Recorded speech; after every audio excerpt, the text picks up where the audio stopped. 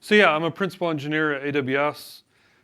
Maybe more importantly to this talk, I'm a Containerd project maintainer. Worked on the Docker engine for a while before that. And so I had the idea for this talk a while ago, just recognizing that the container runtime is a slightly boring infrastructure level component way, way below AI and ChatGPT. And so it seems like maybe it came true that people are kind of interested in what they should know. So we'll see how it goes. My recent 20-year... Okay, so we are back. I have here with me Daniel Fedotov, who will be talking about canister, CNC. Hey, we get 2 talks for the price of 1. So, yeah, after this talk, we have lunch. Right? Yeah, maybe I'm also speaking to them. This could be super interesting. Daniel, all yours. I'll have it with that. Thank you. And maybe it's just the announcing mic, because now it sounds like we're good. My 20-year-old just got a new girlfriend. That's not a line I usually start a talk with, but you're getting to know somebody new. They're learning about your family. You're learning about them. And she's super interested in owning her own restaurant someday. And right now she's managing a local popular chain and getting her degree in business. And I'm this goofy tech guy. Like how do you when someone says, "Hey, what do you do?" and they're not technical. But I thought of a connection. I'm like, hey, the headquarters of the restaurant where you work, I met some of them, and they gave a talk about how they're bringing Kubernetes to the restaurant. And I brought up like this blog post that they wrote in 2018. And I said, yeah, you might see these little, servers in your store. And she said, yeah, I know. Those are right in the store. Like that runs our, and she went off. The reason I say that is that I never thought 10 years ago when I heard about this new thing about Docker, that code I've written is running from, fast food restaurant to financial services company. Now it's getting a little scary. Like it's okay if the fries, don't come out right. But yeah, your finances. And I think this whole cloud native community kind of jumped the shark when I think it was Detroit, when Home Depot had a booth at KubeCon. I'm like, wait a second, now you're buying building products and somehow that's related to Kubernetes. My whole point here is that, kind of like Julia said earlier today, like my launch into like this whole cloud native world and open source and Docker and Containerd massively kind of changed the trajectory of my career.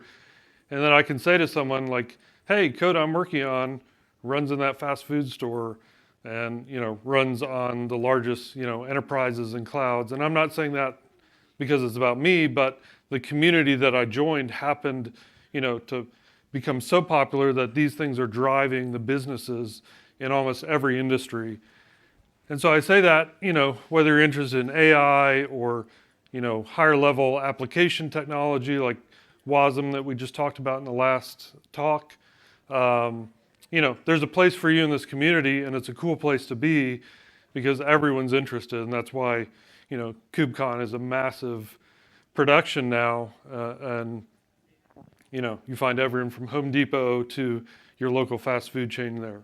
So that's all free information just to kind of launch us, get us into this talk. We need to decide what is a container runtime, because let's define some terms before we jump in. So because you've been sitting for a while, maybe we'll try a little bit interactive. Is runc a container runtime? Any guesses? Does anyone know what runc is? Oh man, yeah, we're so. Yeah, great, yes. Runc is a super low level component. It was donated out of Docker to the Open Container Initiative, the people that created the standards around containers. Sure, let's call it a container runtime. Hopefully you've heard of Docker. Is Docker a container runtime? Maybe. Sounds like there's some indecision. What about container D? Container D a container? Yeah, sure. You know, they all rely on each other. Docker depends on container D depends on run C, and so really they're its own software stack, and there's different capabilities at the different levels, and we don't have time in a 30-minute talk to dig into all of that. I've given talks on that you can find on YouTube if you want to understand a little bit more. C run, that's a C version that's compatible with run C that Red Hat created. They have also a server component for Kubernetes called Creo that depends on C run. Who's heard of Podman? Anybody? Red Hat created Podman, similar command line to Docker. So, now we're in this weird world where we kind of have all these pieces of software. They're not really all container runtimes, but they're all in that space. What about Apptainer or Sysbox or LXC, Quasar? These are all on the CNCF landscape under container runtimes, and they all do very interesting things that we don't have time to get into. And so the reality is, when we say container runtime, people have tried to come up with some adjacent terms like container engine or container executor for like the run C layer. But really, this is a hard world. There are people that are trying to be very precise. I guess I'm just not as careful because in a sense, all of these things are container runtimes in their own way. Most of the rest of the talk is going to focus around container D and obviously its dependency run C. And I'll refer to other things as we talk further. But I just wanted to give us a baseline of what we're even talking about. So the first thing, I said we're going to learn 5 things about container runtimes. First is that they're interchangeable, and I'm going to talk about that in 2 different aspects. One is in terms of desktop tools. So we just mentioned Docker, I mentioned Podman, there's Rancher Desktop, there's Finch that my team at AWS created. Similar, Mac and Windows, you want to be a container developer, you want to build and push and run containers. OrbStack is all of a sudden super popular. Colima is another entrant in this category. And when I say interchangeable, I mean that all of these depend on a set of standards that I already mentioned, the OCI, if you've heard of the Open Container Initiative. That was kicked off in summer of 2015, I think, and it took a couple years for all the different parties that were involved, CoreOS, Docker, Red Hat, IBM, Google, Microsoft, to come up with sort of 3 specs, a runtime spec, image spec, and distribution spec that specify what is a container, what's a container image, how do you push them around to registries. So these 3 specs are the reason that you don't have to worry about, oh man, I use Docker Desktop to build my container and push to Docker Hub. Do I have to use Kubernetes with Docker now, or is it okay to use with Container D? All these tools are interoperable because of the OCI specs. And so that's made it possible for you as a developer to really choose the platform that's interesting to you. If you like Red Hat's tools, then Podman Desktop and Builda and Scopio also build OCI images, and they're compliant, and they can be run with Docker or any other piece of the stack.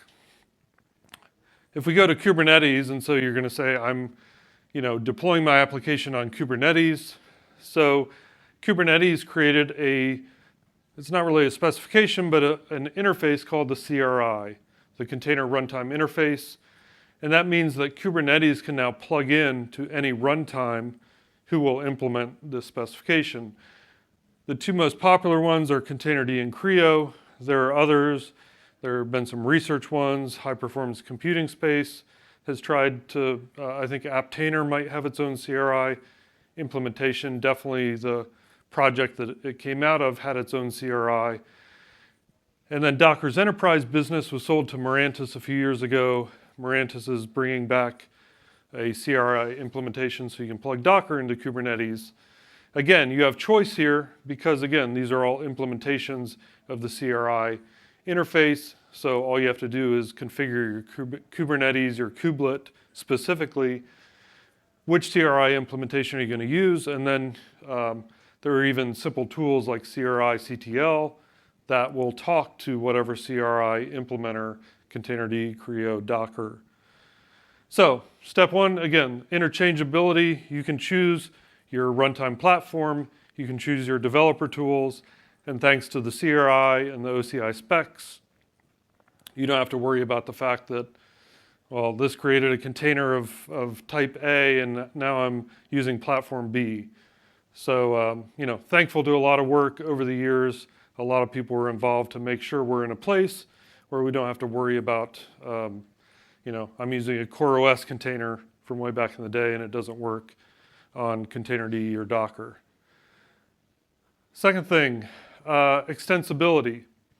And what I mean by extensibility, and again, from here I'm going to focus on what I know because I work on Containerd. Many of these same things are true around Creo. The Creo folks, we collaborate often together. They use some of the same Go packages that we do. They have added some of the same extensibility that we have here.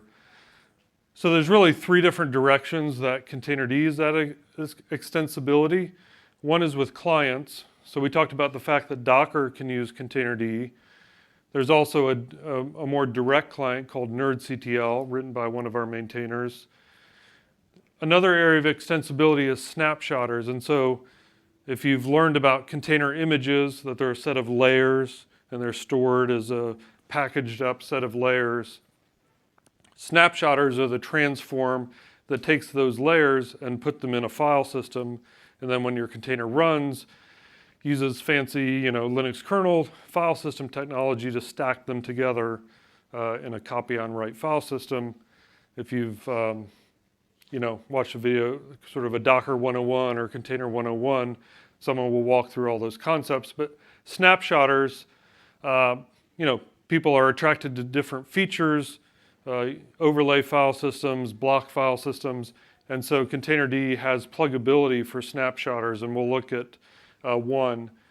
Shims is another way. So at the very bottom of the Containerd stack is how is it going to actually ask a program that the shim will talk to start your container.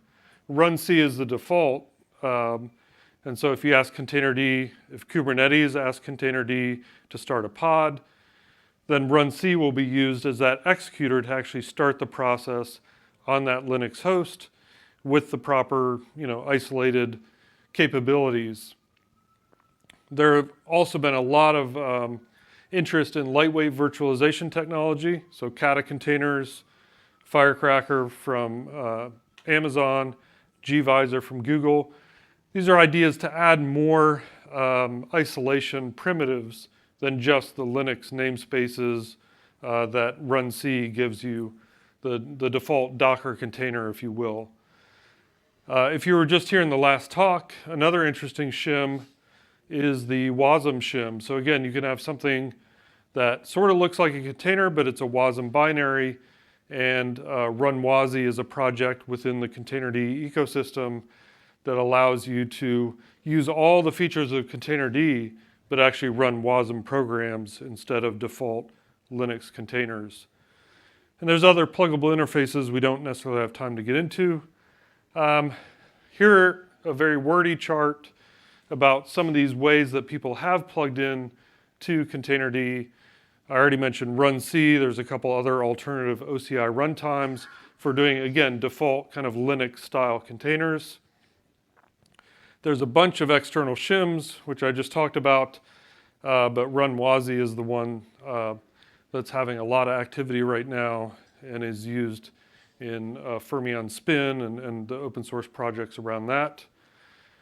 And then I mentioned snapshotters. So we've also, we don't just have built-in snapshotters, which again, if you think about an open source project, if I need something built into the project, I now have to contribute code directly to the project, and the life cycle of my code has to match the release cycle of the project. We know that people are sort of experimenting and investigating new ways to lazy loading is a very popular term around making it faster to start containers by only pulling what you need and then continuing to pull the rest of the container image after the process starts. And so there are a bunch of experiments in this space. Sochi is one that our team at AWS has created. GKE has a feature called image streaming that's also a lazy loading snapshotter for Containerd. There's a few other open source projects, some of them from the Chinese cloud providers that are also in the same space of lazy loading capabilities. So again, these are ways that people have extended Containerd to do things that even we, the creators, didn't think about. And so it's been a really great way to allow people to extend and use Containerd in ways that we might not even have thought of or have the ability to maintain, and could be even separate open source projects with their own release cycles because they're remote to the project itself. The third thing I'd like to talk about is observability. Super popular topic, especially at the Kubernetes layer. There's all kinds of projects around how do I monitor and observe. So again, the things I'm thinking about: metrics, telemetry, tracing, logging. While your container runtime is also capable of doing these same things. In fact, some of this is probably happening based on the Kubernetes provider you've selected or the software stack that you're using. For example, Containerd offers metrics. And in the config, you can set up a metrics endpoint, and a Prometheus collector can collect those.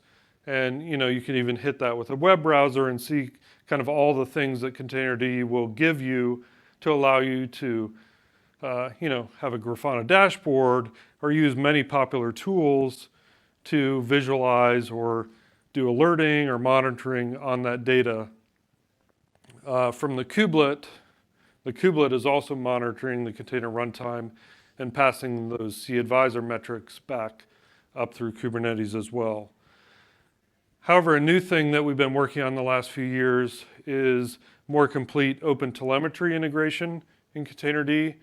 I've just highlighted a few pull requests from 2021 and 2022 where we're actually putting in tracing spans to common things like image pull. Like, I want to know what happened during this image pull. Why was it slower? Why is it faster? And so here you can see kind of the screen capture of an entire image pull from the CRI and all the the span as it traced through the code of Containerd. And so we're still working. There was a PR merge late 2022 that added it to pull. We're now adding tracing spans to other parts of the code, and also allowing it to even cross that boundary into the shim and run C for deeper level tracing. So we've talked about metrics, tracing. There's a few other ways that you can debug shims. You can add debug logging to Containerd itself. And that all falls into how you configure Containerd. Obviously, you may be getting Containerd installed by a cloud provider that you're using who is offering you a Kubernetes cluster like EKS. But if you're rolling your own, if you're using Containerd in a non-Kubernetes context, then there's a lot of things that you can set up yourself. You can configure yourself. Most of this is around registries and mirrors. Obviously, that's an area where you have to decide how are registry credentials going to be handled, where do you find those, where are TLS certificates, and so that all falls under the config.toml that Containerd has. It does support subconfig files, so a lot of people are using that now to include, kind of the natural pattern in Linux of having a subdirectory of other config files that are drop-ins and add configuration for other pieces of the Containerd ecosystem. There's a simple command in Containerd that you can actually ask it to just dump out the default config to give you a starting point. You can dump what Containerd thinks the config is right now after it's merged in your imports. And a new command we just added is migrate Containerd 2.0 is about to come out, and we wanted to make it easy for people not to have to rewrite their config files to the new format, so it will do that for you. Again, super easy way to get started is containerd config default, pipe that to config.toml, check it out, see what you want to configure or change. I'll highlight a few common things that, again, people are intent on doing when they have containerd, and obviously one is registries. We've finally, this has been an area that's been a little bit messy in containerd history. We finally decided to have this host file format that's similar to a way that Docker used to do host configuration. And so if you say, hey, here's a config path, etc containerd certs.d, in that directory you can put the host name of a registry, and in that directory a host.toml that defines everything about that registry. And so this is kind of the best format we've come up with that simplifies. People were having a lot of struggles getting registry configuration set up in containerd. These slides will be online. You can click that link. There's another area where open source projects are always struggling. We'd love for people to come say, hey, this documentation stinks. Here's a better way, like here's a more descriptive way to help people, especially if you're new. New people reading the documentation are the best people usually to help you improve it, because you come, knowing your project and making a bunch of assumptions. So we'd love for help making the documentation better if any of that's unclear. I already talked about these proxy or plugin snapshotters that are remote. For example, turning on Sochi, you have to add this proxy plugins clause in the config. There's a whole document about how plugin configuration works in containerd, but if you wanted to try out a lazy loading snapshotter, then this is what you'd have to add to your config, restart containerd, and then try out Sochi snapshotter or any of the others I talked about. We do have documentation on the whole config file. Obviously, as containerd has grown and gotten bigger, there's tons and tons of settings. I've just summarized a few here, like where is containerd going to store its state, where are all the snapshots and images going to be stored. You can set that up. Where's the gRPC listener for the API, etc. So again, a lot more to that, but I wanted to at least give you a flavor of, here are the types of things you can configure that you may not be aware of, and here's where you'd find it. Someone may call this a cop-out, like, oh, I bet you can think of a fifth one, so you just threw this in. Yeah, okay, maybe I did, but no, this is a super important to me point about not just containerd, but the container runtime ecosystem itself. In containerd, we have 24 different maintainers. Some of them are committers, some are reviewers, that represent 13 different employers, including all the major cloud providers and many other companies you would recognize. But more importantly than that, like all these companies were involved in Docker. They help launch the OCI. They help create, maintain and create runc, the OCI specs. Red Hat obviously, went a slightly different path when we created containerd and created Creo and Podman. But this group of people has been gathering in various ways since like 2016. And this is like, I didn't even ask these guys if I could use this picture. This is a hilarious picture from Open Source Summit 2017 LA. This is like the height of Docker and Red Hat's spat about the future of Docker.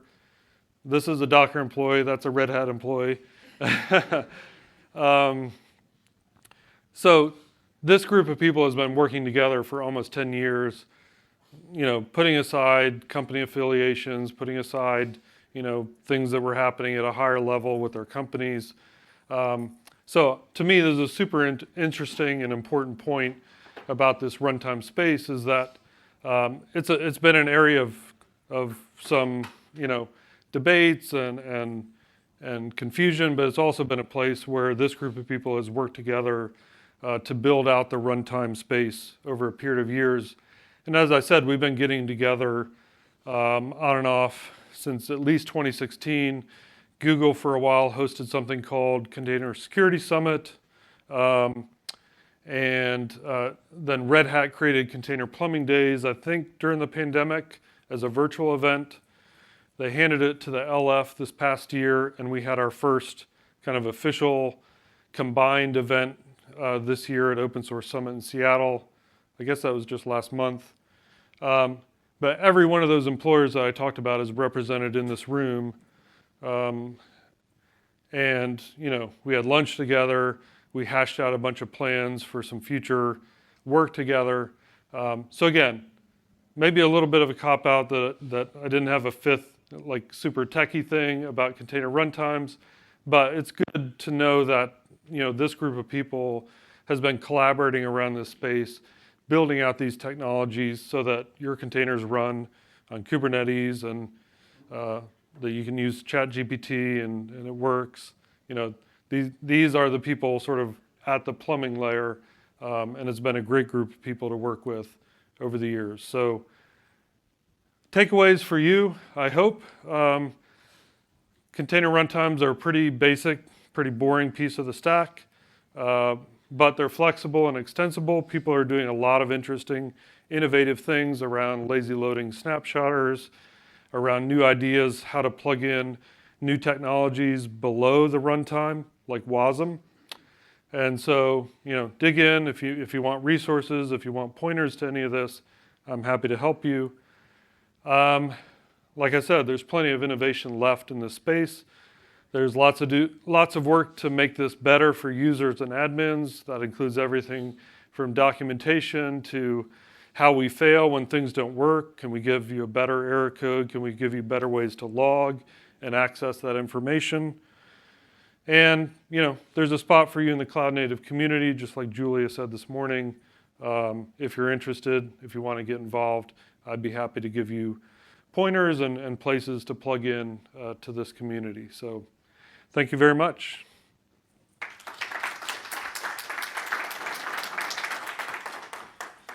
And I'm going to do an announcement real quick. yeah.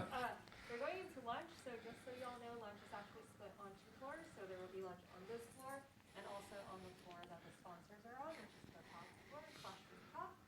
In order to get to the sponsor floor, you need to go back down to the first floor and take elevator 3. Because elevator 1 and 2 only take you to the first floor. So yeah, lunch at both sections. Rooftop is outdoor space if you want to participate in fresh air. Okay, Cool. Yeah, so you can either, we can beat the other 2 rooms to lunch, or we can take a few questions. So, yes. Have you experimented with snapshotters backed by distributed file systems? I have not personally, but CERN wrote a remote snapshotter for CVM FS. Well, that's what I've been focusing on. Oh, okay. I wrote one. They wanted to talk about that. I'm here. Cool. Yeah. It works really well. Yeah, I mean, that's super interesting. So think about, like, instead of pulling from a registry, I have this shared file system that has my multi-gigabyte, you know, research images, ML models. It's already there. So instead of talking to a registry, pulling a zillion gigabytes, I just mount them from the distributed store. Yeah, just to put concrete terms in it, the reference docker.io Python image is a gig, and the coverage for hello Python is 17 megs. So instead of waiting for the gig to download it on tar, it just starts. Yep. Lazy loading would do the same thing, Yeah. Yep. but has other downsides. Right. Yes. Which aspects should I take into consideration when I'm selecting a container runtime for an existing or new workloads in Kubernetes? Yeah, that's a great question. So, you know, how do you pick? Like, if there's multiple runtimes, how do you decide? You know, you may be limited by the fact that you use a provider who's already made a choice. So if you use OpenShift, it's going to use Creo by default. I think really you want to look at those extensibility you know, metrics, logging. A lot of those are going to be very similar between all the options. But, you know, if external snapshotters are critical for where you want to go, then you may choose Containerd because we already built out that pluggable system that lets you do that. Yes. Cryo has something called additional image store. Yes. Additional layer store, not image store. Image store is documented. Layer store is not well documented, but I can unofficially say that it is supported. They just haven't announced it yet. Yeah, and they're actually plugging in some of the snapshotters by having a shim between these implementations and their additional layer store feature or capability. So yeah, there's a lot of parity because they're trying to do the same thing. That's why it's hard to do. Yeah. So yeah, it's not like there's going to be a decisive answer like, oh, this one's 10 times faster. No. It's most of the issues you'll have in performance are not because of the container runtime. It's some other aspect of image size or a higher layer that has to orchestrate something. So you know, containers are about as fast as they were when Docker came out 10 years ago. If you want something faster, you should, you know, check out Matt's talk on Wasm and run Wazi. So cool. Well, it is officially lunchtime, so enjoy. Thanks.